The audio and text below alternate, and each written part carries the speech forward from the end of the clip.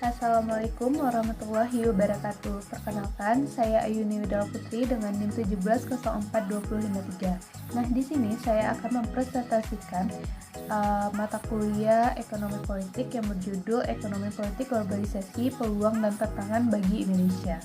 Globalisasi ekonomi telah menjadi hard fact bagi semua negara, termasuk berlaku di negara sedang berkembang atau NSB. Bagi sebagian negara, terutama bagi negara industri maju, telah mendatangkan berkah, namun bagi sebagian besar lainnya, terutama sebagian besar NSB, belum banyak membawa manfaat. Bahkan tak sedikit menimbulkan bencana, baik berupa makin membengkaknya kemiskinan dan pengangguran, serta menajamnya ketimpangan. Sejak krisis Asia Tengah 1997, persepsi tentang utang luar negeri berubah maknanya secara signifikan, yakni karena fenomena di atas, peran fund manager semacam Soros, global dan nasional bubble ekonomi, bad governance, dan hegemoni negara Indonesia telah menciptakan ketidakadilan global. Maka persepsi tentang utang luar negeri, baik bilateral, multilateral, peran IMF dan World Bank, utang swasta, peran utang jangka pendek, dan portofolio investment telah dipersepsikan sangat merugikan NSB, bahkan sebagai bentuk baru kolonialisme dan imperialisme. Nah, sekarang kita membahas tentang sisi positif dan negatif globalisasi. Sisi positif globalisasi telah digerakkan oleh kebijakan-kebijakan perekonomian terbuka secara domestik dan internasional. Banyak pemerintah telah menerapkan sistem ekonomi bebas pasar, meningkatkan secara besar-besaran potensi produksi mereka, dan menciptakan banyak peluang baru dalam perdagangan internasional dan investasi. Pemerintah-pemerintah satu sama lain juga menegosiasikan pengurangan hambatan-hambatan perdagangan dan investasi. Banyak yang mengatakan bahwa globalisasi itu adalah fenomena yang sangat menjanjikan.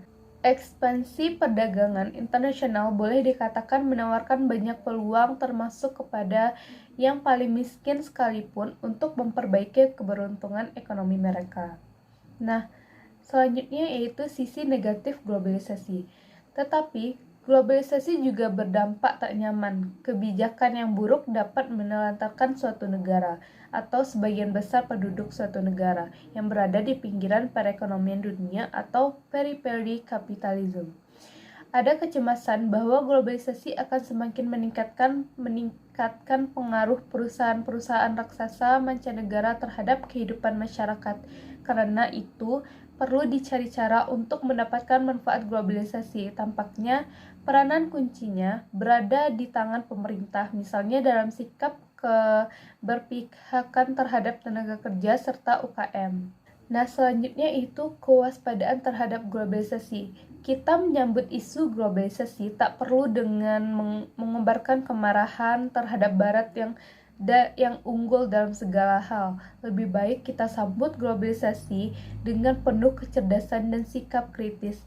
Tentu harus dengan visi, strategi, dan program yang cerdas, otentik, serta workable.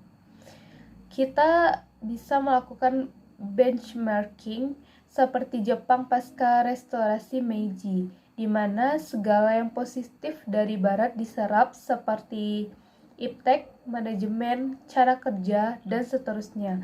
Kemudian nilai-nilai teknis tersebut diperlakukan sebagai nilai instrumental, bukan sebagai nilai fundamental. Adapun yang bisa dijadikan prasyarat oleh Indonesia dengan sejumlah ciri-ciri. Yang pertama yaitu adanya kepemimpinan yang memiliki visi, strategi, dan program yang cerdas, otentik, dan efektif direalisasikan. Yang kedua, adanya proses demokratisasi yang menyejahterakan rakyat dan menegakkan tata kelola pemerintahan yang efektif dan bersih.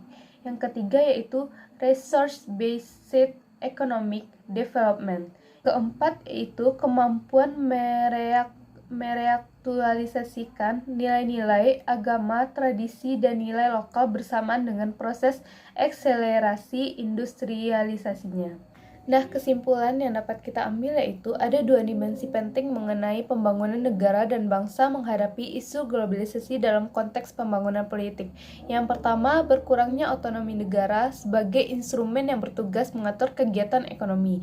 Jika selama ini kegiatan perekonomian dikelola secara spesifik oleh negara, entah untuk keperluan program ekonomi domestik maupun keterkaitannya dengan negara lain, maka dalam era globalisasi peranan tersebut diambil oleh lembaga internasional atau WTO atas nama perlindungan perekonomian domestik. Misalnya sebuah negara sudah tidak diperkenankan lagi mengeluarkan kebijakan protektif karena aturan internasional melarang praktik tersebut. Pendeknya, kedaulatan sebuah negara untuk mengatur perekonomian sendiri sudah sangat dibatasi.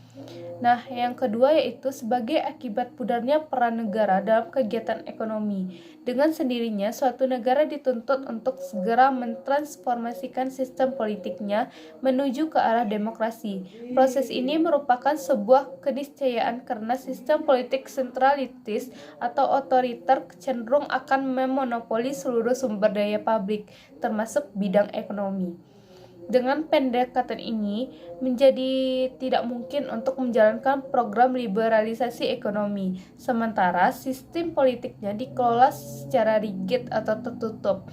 Jika proses ini yang terjadi, sangat boleh jadi sumber daya politik atau kekuasaan akan digunakan untuk mempengaruhi kegiatan ekonomi, padahal kejadian seperti ini tidak dikehendaki. Dalam era globalisasi. Dengan pertimbangan inilah negara-negara seperti Eropa Timur pada dekade 1950 ramai melakukan proses transisi politik dari semua otoriter menjadi demokrasi. Sekian presentasi dari saya. Jika ada salah dan kurang saya mohon maaf. Wabillahi taufiq wal hidayah. Wassalamualaikum warahmatullahi wabarakatuh.